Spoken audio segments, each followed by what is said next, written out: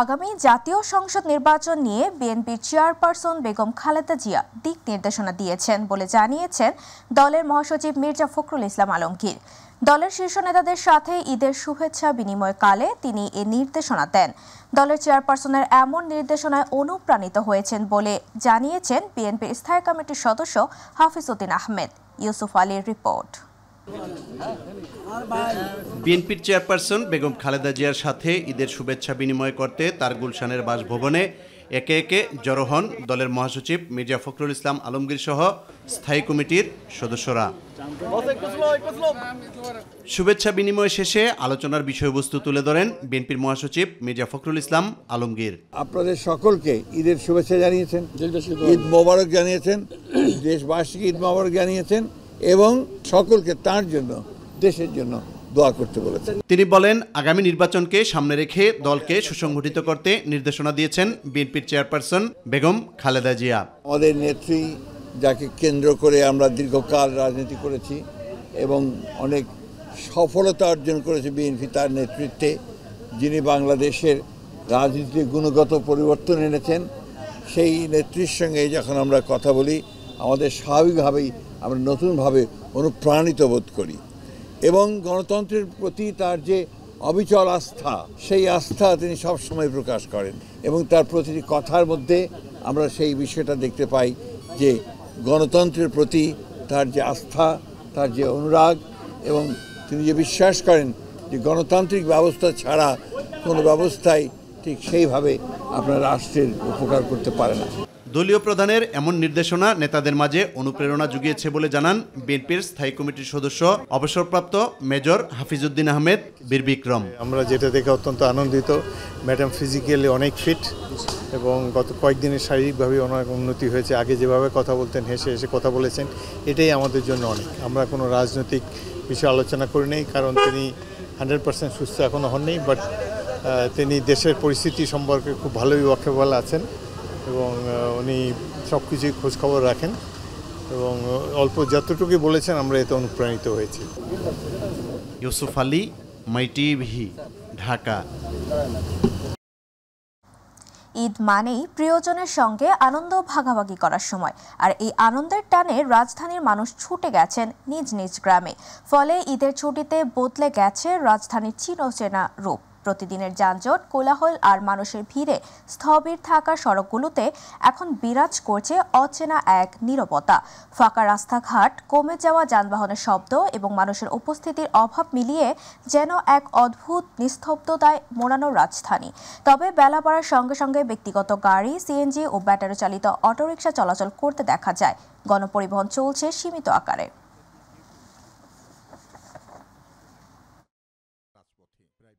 প্রচন্ড জ্যামে যখন অতিষ্ঠ রাজধানীবাসী, তখন ঢাকাবাসীর প্রত্যাশা এমন রাজপথ। যানজটমুক্ত রাজপথে গাড়ি চালিয়ে কেউ কেউ স্বস্তি প্রকাশ করলেন আর প্রত্যাশা করলেন ঈদের পরেও যাতে পথে প্রাইভেট গাড়ি। প্রচন্ড জ্যামে যখন অতিষ্ঠ রাজধানীবাসী, তখন দর্শক, এই মুহূর্তে সংসদ ভবন এলাকায় রয়েছে আমাদের সহকর্মী ইউসুফ আলী, তার সাথে যুক্ত হচ্ছি। ইউসুফ, ঈদের ছুটিতে বদলে গেছে রাজধানীর চিত্র, নেই চিরচেনা যানজট, নগরবাসী কি বলছেন আমাদের জানাবেন।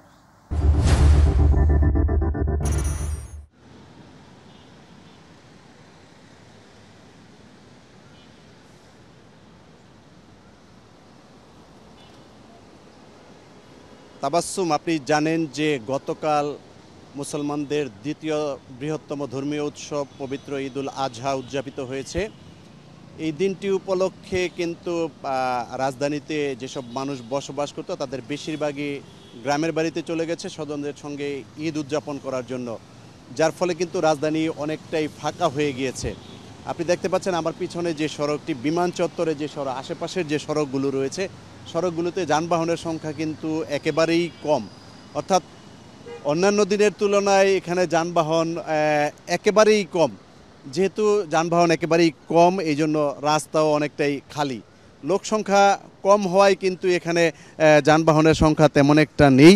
অর্থাৎ যে কয়দিন ঈদের আমেজ থাকবে, এই কয়দিন কিন্তু শহরে যারা বসবাস করতেন কিংবা কর্মজীবী নারী পুরুষ ছিলেন, তারা কিন্তু গ্রামের বাড়িতে চলে গেছেন অর্থাৎ গ্রামের বাড়িতে যে কয়দিন ঈদের আনন্দ উপভোগ করার জন্য গ্রামে থাকবেন ততদিন রাজধানী আজকের মতো এরকম ফাঁকা থাকবে।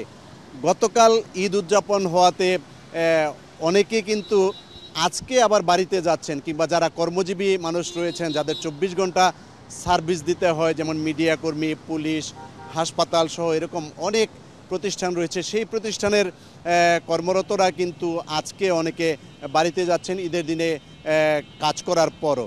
তবে এই যে ছুটি, এই ছুটি এবারও কিন্তু গত পবিত্র ঈদুল ফিতরের সময়ে যে লম্বা 10 দিনের ছুটি পাওয়া গেছে, এই ঈদুল আজহা উপলক্ষে কিন্তু এরকম লম্বা ছুটি রয়েছে। যে কদিন ছুটিতে গ্রামের বাড়িতে মানুষ বসবাস করবে ততদিন কিন্তু রাজধানী অনেকটাই ফাঁকা থাকবে। আর নির্বিঘ্নে এবং দ্রুত সময়ে রাজধানীতে যারা বসবাসরত স্থায়ী বাসিন্দা তারা অনেকটা অল্প সময়ে রাজধানীর এক প্রান্ত থেকে অন্য প্রান্তে কিংবা তাদের গন্তব্যে পৌঁছাতে পারবে। অর্থাৎ গ্রাম থেকে ফিরে না আসা পর্যন্ত রাজধানীর এই অবস্থা স্বাভাবিকভাবেই বিরাজ করবে এবং রাস্তাঘাটের পরিস্থিতি এরকম খালি থাকবে এবং যানবাহন এবং জনগণের সংখ্যাও কিন্তু কম থাকবে। অর্থাৎ যে কয়দিন ঈদের ছুটি বা ঈদের আমেজ বিরাজ করবে সেই কয়দিন রাজধানীবাসী অনেকটা স্বস্তিতে নিঃশ্বাস নেবে এবং রাজধানীর বিভিন্ন সড়কে চলাচল করে একটা আলাদা তৃপ্তি পাবে। অর্থাৎ এই রূপটি কিন্তু শুধুমাত্র বছরে কয়েকটা দিনের জন্য পাওয়া যায়। একটি হচ্ছে ঈদুল ফিতর এবং আরেকটি হচ্ছে পবিত্র ঈদুল আজহা। এছাড়া অন্যান্য যে সরকারি ছুটির দিন, সেই ছুটির দিনগুলোতে কিন্তু তেমন একটা রাস্তাঘাট খালি থাকে না। শুক্রবার দিনটি সাপ্তাহিক ছুটি হলেও কিন্তু সেই দিনে কিন্তু এতটা খালি থাকে না। অর্থাৎ এর মূল কারণটা হলো যে নারীর টানে যে মানুষ শহরে যারা বসবাস করে তারা গ্রামে প্রিয়জনদের সঙ্গে ঈদের আনন্দ উপভোগ করার জন্য চলে যায়, যে কারণে রাস্তাঘাট এরকম খালি থাকে। তবে ঢাকার স্থায়ী বাসিন্দারা যেটা বলেছেন যে রাজধানী যদি এরকম ফাঁকা থাকে তাহলে চলাচল করতে অনেকটাই সুবিধা হয় তাদের। এই জন্য এই যে পরিস্থিতি, এই পরিস্থিতিটি বহাল থাকলে হয়তো রাজধানীবাসী অনেকটা স্বস্তির নিঃশ্বাস নিতে পারে। কিন্তু রাজধানীতে এত পরিমাণে বাসিন্দা বসবাস করে যে রাস্তাঘাটে বের হলেই যানজট লেগেই থাকে। তাবাসসুম, সংসদ ভবন এলাকার বিমান চত্বর থেকে এই ছিল আমার কাছে রাজধানীতে যে ফাঁকা সড়ক রয়েছে সেই সড়কগুলো নিয়ে পরিস্থিতি। তাবাসসুম। ইউসুফ, আপনাকে ধন্যবাদ। রাজধানী ঢাকায় কোরবানির যাবতীয় আবর্জনা 12 ঘন্টার কম সময়ে পরিচ্ছন্ন করা হয়েছে বলে জানিয়েছেন স্থানীয় সরকার উপদেষ্টা আসিফ মাহমুদ সজীব ভুঁইয়া। তিনি বলেছেন, পরিচ্ছন্ন শহর শুধু একটি লক্ষ্য নয়, এটি একটি প্রতিদিনের দায়িত্ব। রাতে ফেসবুকে তার পেজে দেওয়া এক পোস্টে তিনি এসব কথা জানান। এবার সব মিলিয়ে দেশে 12টি সিটি কর্পোরেশনে 35,272 জন পরিচ্ছন্নতা কর্মী নিরলস পরিশ্রমে সফলভাবে কোরবানির বর্জ্য অপসারণ কার্যক্রম সম্পন্ন হয়েছে। শুধু ঢাকা উত্তর সিটি কর্পোরেশনেই 10,431 জন পরিচ্ছন্নতা কর্মী দায়িত্ব পালন করেন এবং 850টির মতো যানবাহন ব্যবহার করা হয় বর্জ্য পরিবহনের কাজে।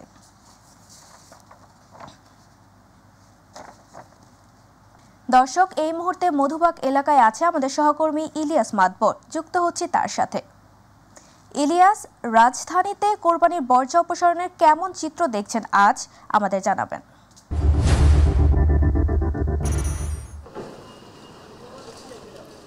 তাবাসসুম, আপনাকে ধন্যবাদ। আপনি জানেন যে মুসলমানদের সবচেয়ে বড় ধর্মীয় উৎসবের মধ্যে অন্যতম হচ্ছে ঈদুল আজহা। ঈদুল আজহা কিন্তু গতকাল সকাল থেকে শুরু হয়েছে, এটা মূলত 3 দিন পর্যন্ত চলে। তো গতকাল সকাল থেকে যে শুরু হয়েছে, এখানে কিন্তু ঢাকা শহরে কিন্তু প্রায় 7 লাখের মতো পশু কোরবানি করা হবে এরকমটি ধারণা করা হয়েছে। তো গতকাল দুপুর 2টা থেকে এই কোরবানির পশুর যে ময়লা, এই বর্জ্যগুলো উদ্বোধন বা অপসারণের কাজ কিন্তু গতকাল দুপুর 2টা থেকে শুরু হয়েছে। মূলত 2 সিটি কর্পোরেশনের যে প্রায় 80% বর্জ্য গতকাল রাতেই অপসারণ করার ঘোষণা দিয়েছিল ঢাকার 2 সিটি কর্পোরেশন। গতকাল রাতের মধ্যেই অধিকাংশ শেষ হয়ে গেছে। শেষ হলেও এখন পর্যন্ত কিন্তু আমরা যে মধুবাগে রয়েছি, এখানে আমরা দেখছি যে সকালেও কিন্তু ময়লার বড় বড় গাড়ি এসে নিচ্ছে, ময়লা নিয়ে যাচ্ছে। এদিকে আমরা দেখছি যে ভ্যানে করে কিন্তু ময়লা বাগারে রাখা হচ্ছে। এছাড়া এই এলাকাবাসী জানিয়েছেন আমাদেরকে যে অন্যান্য বছরের তুলনায় এবছর অপসারণটা খুব ভালোভাবে হয়েছে এবং বিভিন্ন অলিগলি থেকে ময়লা নিয়ে আসছে।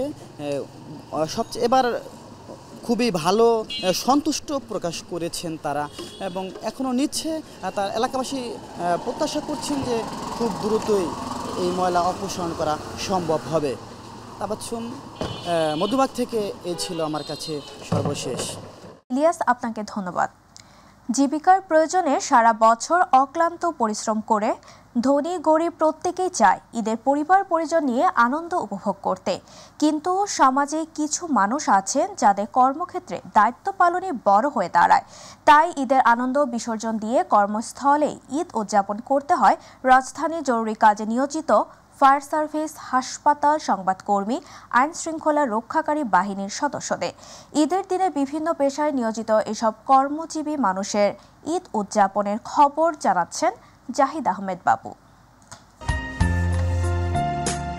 ঈদের খুশি ছড়িয়ে পড়েছে সবখানে, তারপরও এদের মাঝেও আছে সেই খুশি। তবে পরিবার পরিজন নিয়ে চাপা কষ্ট নিয়ে ঈদের দিনেও দায়িত্ব পালন করে যাচ্ছেন তারা। মানুষের ঈদ আনন্দ নির্বিঘ্নের কাজ কাঁধে নিয়ে সব সড়কের দায়িত্ব পালন করে যাচ্ছেন ট্রাফিক পুলিশ। এর ফাঁকেও তাদের মনে উকি দেয় পরিবারের ছবি। আমি হিন্দু মানুষ, সবাই আমার মুসলিম ভাইরা ঈদ করতেছে, ওরা ছুটে গেছে, আবার ওরা আসলে আমি আমার পূজায় ছুটে যাব। দিনের টাকায় দিন চলে পরিবহন শ্রমিকদের, অনেকে তাই বাধ্য হয়ে রোজগারের মতো ঈদের দিনে নেমে পড়েছেন রাস্তায়। যে আসলে আমাদের পরিবার পরিজন নিয়ে তো আমাদের চলা আসলে থাকার জরুরি, কিন্তু আসলে দেখা গেছে যে আমরা দৈনন্দিন কাজ করলে আমাদের সংসার চলে, আর বিশেষ করে যাত্রী সেবাটাইতে আমাদের অ্যাকচুয়ালি জরুরি মনে করি। আগুন বলে কই আসে না, তাই সবসময় থাকতে হয় তৎপর। জরুরি সেবায় নিয়োজিত বলে ঈদের দিনেও তাদের থাকতে হয় কর্মক্ষেত্রে। 24 আওয়ার্স আমাদের সবসময় প্রস্তুত থাকতে হয়। যে কোনো প্রয়োজনে আমাদের 1 মিনিট ফোনই আমাদের জন্য যথেষ্ট। ঈদের দিন বলে আমরা কিছু মনে করি না, গর্ব করি আমরা, কারণ হচ্ছে যে আমরা জনগণের সেবায় নিয়োজিত। ধর্মীয় সম্প্রীতির ইতিহাস এদেশে দীর্ঘদিনের, তা আরও একবার প্রমাণ মিলল মুগদা সরকারি হাসপাতালে। মুসলমান সহকর্মীরা যেন ঈদের ছুটি পান, সেজন্য অন্য ধর্মের মানুষের বেশি দেখা গেল ঈদের ডিউটিতে। এ নিয়ে তাদের কোনো অভিযোগ নেই। ঈদের সময়ও আমরা থাকি, ওরা পূজার সময় থাকে, তো দেখা যায় যে আমরা দু সময়ই এনজয় করি। ঈদের আনন্দটা আমরা সবাই মিলে ভাগ করছি এবং সেবা দিচ্ছি জরুরি বিভাগে। জরুরি কাজে নিয়োজিত এসব মানুষের অভিব্যক্তি হলো, নিজেরা আনন্দ না করতে পারলেও সবার ঈদ কাটুক স্বস্তিতে। আর তাই ঈদের আনন্দ বিসর্জন দিয়ে পরিবার পরিজনকে বঞ্চিত করে যারা মানবিক সেবায় নিজেকে রেখেছেন নিয়োজিত, তাদের এই অবদানটাকে মনে রাখাই হবে ঈদ উদযাপনের সার্থকতা। জাহিদ আহমেদ বাবু, মাই টিভি, ঢাকা। পাটের রাজধানী ফরিদপুরে আবারও ফিরেছে সোনালী দিনের প্রত্যাশা। গত বছরের বাম্পার ফলনের সাফল্যে সাহসী হয়েছেন কৃষকরা। এবছর লক্ষ্যমাত্রার চেয়েও বেশি জমিতে আবাদ হয়েছে, তবে খরচের চাপ আর সিন্ডিকেটের দৌরাত্মের শঙ্কায় তারা। প্রতিনিধি শফিকুল ইসলাম জনের রিপোর্ট। সবুজের সমুদ্র যেন বিছিয়ে আছে মাঠ জুড়ে, হাওয়ায় দোল খাচ্ছে সোনালী স্বপ্নের আশা ভরা পাট গাছ। পাটের রাজধানী খ্যাত ফরিদপুরে আবারও জমে উঠেছে পাট চাষ। গত বছরের বাম্পার ফলনের সুখস্মৃতি হয়ে উঠেছে কৃষকের নতুন প্রেরণা। লক্ষ্যমাত্রার চেয়েও বেশি জমিতে এবার আবাদ করেছেন তারা। গতবারের তুলনা থেকে এবার একটু ভালোই দেখা যাচ্ছে, সেনা লাগে নাই। পাট আলহামদুলিল্লাহ, এই যে যা রোদ বৃষ্টি যেরকম আছে, মানে এরকম হইলে পাট খুবই ভালো ফলন হবে। পাট নিরাইতেছি, এটাকে নিরাইলে পরে পাট ভালো হয় এবং লম্বা হয়। এবারে যে মনে করেন 3 মাসের মতন লাগবে বাজারে ওঠানোর জন্য। তবে উৎপাদনের খরচ বাড়ায় দুশ্চিন্তায় কৃষকরা। কৃষকদের অভিযোগ, পাট মৌসুমে সিন্ডিকেট গড়ে তোলে স্থানীয় আড়তদাররা, এতে কাঙ্ক্ষিত দাম থেকে বঞ্চিত হন তারা। কয়েকটা জুট মেল আছে বাংলাদেশে, এই ফরিদপুরের ভিতর, এটা যদি সরাসরি আইসা আমার কাছ থেকে পাট নেয় তাহলে আমরা দামটা মোটামুটি পাই আর কি। খরচ প্রচুর ভাই, এই কাটা লাগবো, নিরাল লাগবো, জাগদা লাগবো, প্রচুর খাটনি। ভাই বছরের সময় মনে করেন যে এখন কি এর বছরের সময় দাম পাই না। জেলা কৃষি বিভাগ বলছে অনুকূল আবহাওয়া থাকায় এবার পাটের বাম্পার ফলনের সম্ভাবনা রয়েছে। কৃষকদের দেওয়া হচ্ছে প্রয়োজনীয় সহায়তা। কৃষকেরা বর্তমানে বিশেষ করে পাটের যে পরিচর্যা, পাটের পরিচর্যার মধ্যে যে জিনিসটি আছে, যে পাটের পাতলাকরণ, আগাছা দমন, এই কাজগুলি করতেছে। আমরা এই বিষয়ে কৃষকদেরকে নিয়মিত পরামর্শ দিচ্ছি। পাশাপাশি পাটের যে রোগ বালাই বা পোকামাকড় তুলনামূলকভাবে কম হয়, তারপরেও যে পাটের যে রোগ, বিশেষ করে কালো পট্টি বা ব্ল্যাক ব্যান্ড, এই রোগ থেকে যেন রক্ষা পাওয়া যায় সে সম্পর্কে নিয়মিত তাদের পরামর্শ দেওয়া হচ্ছে। আশা করি যে আবহাওয়া যদি অনুকূলে থাকে শেষ পর্যন্ত, তাহলে আমাদের যে লক্ষ্যমাত্রা সেই লক্ষ্যমাত্রা অর্জন করতে সক্ষম হবে। জেলায় এবছর ৮৬,৫২৫ হেক্টর জমিতে পাটের আবাদ হয়েছে। উৎপাদনের লক্ষ্যমাত্রা ধরা হয়েছে ২,১৬,৩২৮ metric ton. Shafiqul Islam Johnny, মাই টিভি, ফরিদপুর। চট্টগ্রাম কেন্দ্রীয় কারাগারে বর্তমানে ৫,০০০-এরও বেশি বন্দী রয়েছে। এই বন্দীদের জন্য ঈদ উপলক্ষে বিশেষ খাবারের আয়োজন করে কর্তৃপক্ষ। এছাড়া রয়েছে পরিবারের সঙ্গে কথা বলার সুযোগ এবং শিশুদের জন্য নতুন পোশাক। ঈদের দিন শনিবার সকাল ৮টায় প্রতিটি ভবনের সামনে অনুষ্ঠিত হয়েছে পৃথক ঈদ জামাত। ঈদের সকালে নাস্তা দেওয়া হয় পায়েস, সেমাই এবং মুড়ি। দুপুরে খাবারে ছিল পোলাও, গরুর মাংস, মুরগির রোস্ট, সালাদ, মিষ্টান্ন এবং পান সুপারি। ভিন্ন ধর্মাবলম্বীদের জন্য ছিল খাসির মাংস। রাতের খাবারে ছিল সাদা ভাত, আলুর দম ও রুই মাছ ভাজি। চট্টগ্রাম কেন্দ্রীয় কারাগারের senior jail super Iqbal Hossain জানান, ঈদের ৩ দিন বন্দীরা নির্ধারিত কারা ফোন থেকে পরিবারের সঙ্গে একবার ৫ মিনিট কথা বলার সুযোগ পাবেন। ঢাকা মাওয়া এক্সপ্রেসওয়ের শ্রীনগর উপজেলার কেওয়াটখালী সেতুর সামনের সড়কে ২ মোটরসাইকেলের মুখোমুখি সংঘর্ষে এক মোটরসাইকেল চালক নিহত হয়েছেন। শুক্রবার বিকেলে এই দুর্ঘটনা ঘটে। শ্রীনগর ফায়ার সার্ভিসের স্টেশন অফিসার দেওয়ান আজাদ হোসেন এই খবর নিশ্চিত করেন। তিনি জানান, আহতদের উদ্ধার করে শ্রীনগর স্বাস্থ্য কমপ্লেক্সে নিয়ে গেলে কর্তব্যরত চিকিৎসক একজনকে মৃত ঘোষণা করে।